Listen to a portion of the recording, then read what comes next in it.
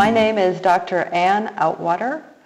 I'm the head of Department of Community Health Nursing at Muhimbili University of Health and Allied Sciences. I am also the principal investigator of the newest subprogram at MUHAS, and the name of that subprogram is Injury Prevention and Care, Tanzania, Road Traffic Injuries. We call it IMPACT, RTI.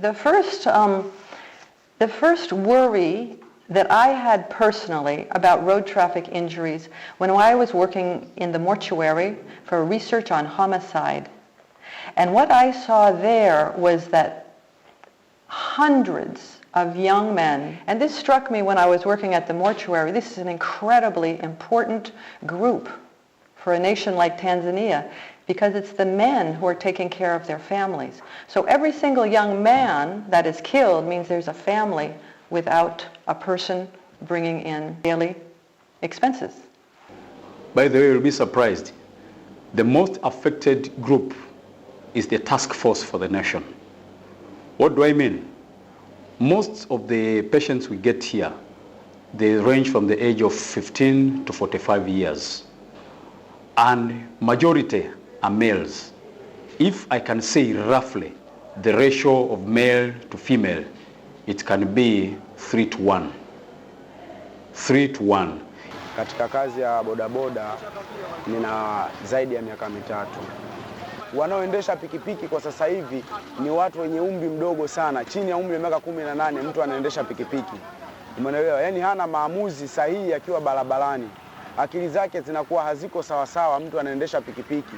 Na hiyo yote yametokea kutokana na toka mwanzo hawakuwa na limiti ya umri, ni watu wa umri kiasi gani waendeshe pikipiki. One of the challenge is that most of the victims, when they are brought at the hospital, they are unknown. They may fail to identify themselves. Na madereva wa pikipiki vile vile wamefuzu sana kupiga honi kuliko kupunguza mwendo. Bodaboda wenyewe ndio wenye matatizo, na tunaowapa pikipiki vile vile wana matatizo ni watoto wadogo ambao hawana maamuzi stahiki kabisa kwenye hii sekta ya bodaboda. Kwa hiyo si watu sahihi kwenye sekta ya bodaboda wenye umri wa chini ya miaka 18. Now, apart from the motorcyclists, you also get that most of the people who use motorcycles are the males. You find that I don't want to take, like, say 1 hour to reach Kariakoo using a daladala. So they decide to take the motorcycle because the cheapest way and the fastest way. So this is the group which is affected. And when they crash, they really crash. I don't know what else you want to know, but they get terrible injuries. We're building our research foundation as we planned. Drive carefully. Protect pedestrians and motorcyclists when you drive. Even when they do stupid things, they're at your mercy, and we need to protect them until we can get them thinking in a safer manner. MOI has been in very good collaboration with the police, especially the traffic police. During what we call the Road Safety Week, they always involve us. We move with them. Myself, I've been involved in several occasions. We go as an outreach to teach those people of the motorcycle how to get first aid, how to help someone who has got injury on the head, on the limb, or anywhere.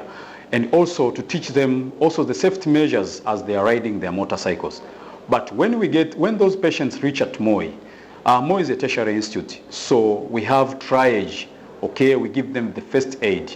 And also after giving them first aid, that means you restore the life of that patient. Kwa madereva wenzangu ningeshauri tuwe watu ambao wakujitambua, tujitambue kwanza. Alafu sekta yetu ya bodaboda itaendelea vizuri. What I can tell them that prevention is better than cure.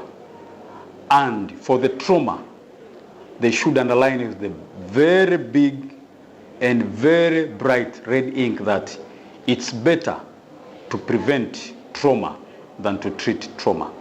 That's number one. Number two, people should know how to take care of people who are involved in road traffic crash. Most of our patients, they die on the scene of the accident Why? Because people, instead of rushing these patients to the hospital, they start first fighting with someone who has knocked the pedestrian, who has knocked the motorcyclist. So they leave the casualty dying there, and they cause also death of another person who has caused that trauma. So people should behave in a way that first save life of someone who has been injured, then you deal with that person later on. Then another thing which I should say in winding up is that we should capacitate the centers, the hospitals, okay, the nearby hospitals where we see there are a lot of accidents happening. There are what we call hot points. That's where we need to have ambulances which are standby, or we must have centers which can give first aid. So when they reach Moi, we can do those definitive management as a tertiary institute.